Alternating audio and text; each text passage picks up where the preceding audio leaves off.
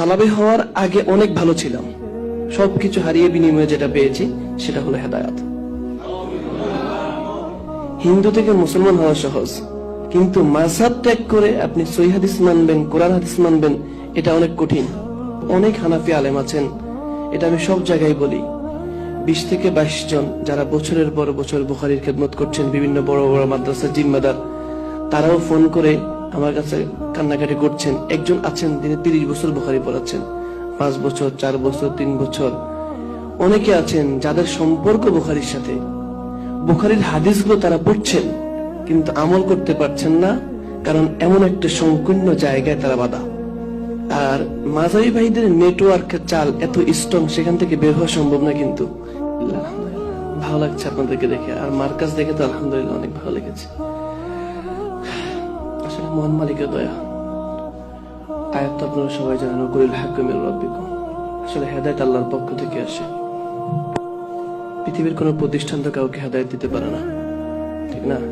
সরাসরি আল্লাহর পক্ষ থেকে। আর এটা আমার জন্য আল্লাহর পক্ষ থেকে অনেক বড় একটা নিয়ামত, কারণ বিরোধিতা করাও কিন্তু একটা নিয়ামত। আমি মনে করছি যদি এটা না করতাম তাহলে হয়তো কখনোই হকটা খুঁজে পেতাম না।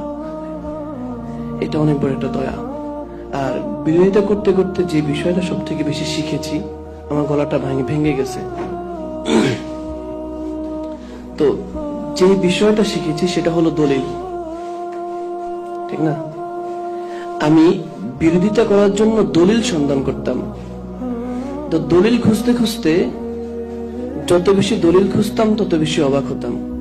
ভালো লাগতো যে প্রত্যেকটা মাসালায়, প্রত্যেকটি জায়গায়, আকীদাগত বিষয়ে, ইখতিলাফ বিষয়ে, সব জায়গায় আমাদের সালাফি বিদ্বানরা সবচেয়ে বেশি হাদিসকে বেশি প্রায়োরিটি দেয়। আর আমাদের মাযহাবী ভাইয়েরা যেখানে ইখতিলাফ হয়, দ্বন্দ্ব লাগে, আল্লাহ তাআলা বলেছেন ফিরে যাও কোরআন ও হাদিসের দিকে, ওনারা ফিরে যায় মাযহাবের দিকে। যাই হোক, এটা আমরা দোয়া করছি। যদিও অনেকেই বুঝতেছে, হয়তো কেউ প্রকাশ্যভাবে বলতে পারতেছেন না, কেউ সেভাবে ঘোষণা দিচ্ছেন না। আমরা দোয়া করছি আল্লাহ তাআলা সহজ করে দেখি।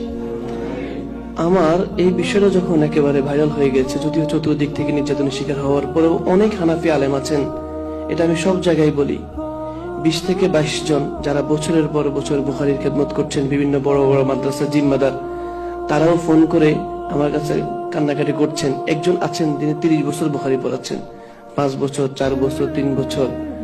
অনেকে আছেন যাদের সম্পর্ক বুখারীর সাথে, বুখারীর হাদিসগুলো তারা পড়ছেন কিন্তু আমল করতে পারছেন না, কারণ এমন একটা সংকীর্ণ জায়গায় তারা বাধা। সেভাবে তাদেরকে আটকে রাখা হয়েছে। আর মাযহাবী ভাইদের নেটওয়ার্ক চাল এত স্ট্রং, সেখান থেকে বের হওয়া সম্ভব না। কিন্তু হিন্দু থেকে মুসলমান হওয়া সহজ, ঠিক না?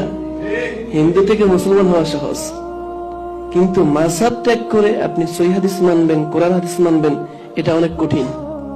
হিন্দু থেকে মুসলমান হলে সবাই কিন্তু আপনাকে সাদরে গ্রহণ করবে।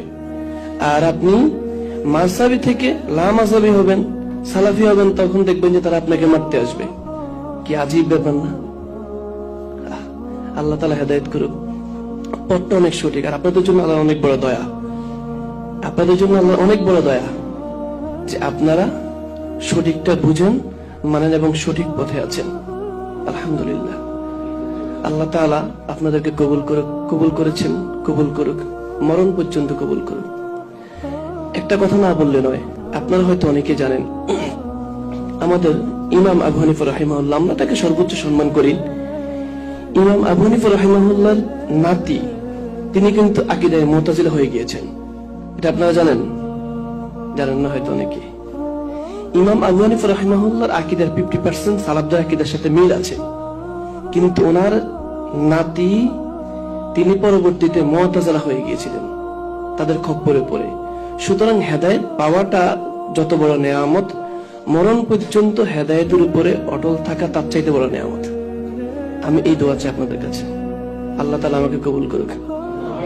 দোয়া করবেন তো ইনশাআল্লাহ। আর যদি কোথাও যদি শুনেন যে আতর্কিত হামলায় আমি মারা গিয়েছি, তাহলে আমার জন্য দোয়া করবেন, ঠিক আছে? যে কোনো মুহূর্তে মারা যেতে পারি। আল্লাহ তাআলা সেটাও মৃত্যুটা যেন সুন্দর হয়, কারণ অবস্থা খুবই খারাপ। আমার অবস্থা খুব এতটুকু খারাপ যেটা আমি বলতে পারছি শুধুমাত্র রবের কাছে বলছি, ঠিক আছে? শুধুমাত্র রবের কাছে বলছি। আমার পরিস্থিতি, যদি এমন কিছু কথা আছে যেটা কারোর কাছে বলা যায় না, বললে হয়তো আপনারা কিছু না বললেও তারা বলবে সিনফিতি অর্জনের জন্য বলছে, কিছু ফায়দার জন্য বলছে। আসলে কোনো ফায়দার উদ্দেশ্য নাই। বিশ্বাস করেন, সালাফি হওয়ার আগে অনেক ভালো ছিলাম, অনেক টাকা পয়সা ইনকাম করতাম, অনেক মাহফিল পেতাম, যাই হোক এরকম ভাবে অনেক ভালো ছিলাম।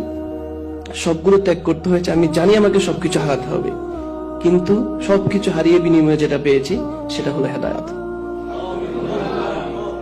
এরকম হারাতে, তারপর যদি জীবনটাও যদি হারাতে হয়, আলহামদুলিল্লাহ প্রস্তুত আছি। জীবনটা হারিয়ে ফেলবো, কোনো সমস্যা নেই। তবে আমার ছেলে সন্তান যারা আছে তাদের জন্য তো ওসিয়ত করে যাব, দোয়া করবো আল্লাহ তাআলা তাদেরকে যেন, পরবর্তী প্রজন্মকে যেন আল্লাহ তাআলা বিভ্রান্ত না করেন, তারাও যেন সহিহ আকীদার উপর আমৃত্যু পর্যন্ত থাকতে পারেন। আল্লাহ তাআলা কবুল করে আপনারা দোয়া করবেন। এতটুকু আমার সংক্ষিপ্ত বক্তব্য, আমার জন্য দোয়া করবেন, আমি দোয়া করছি।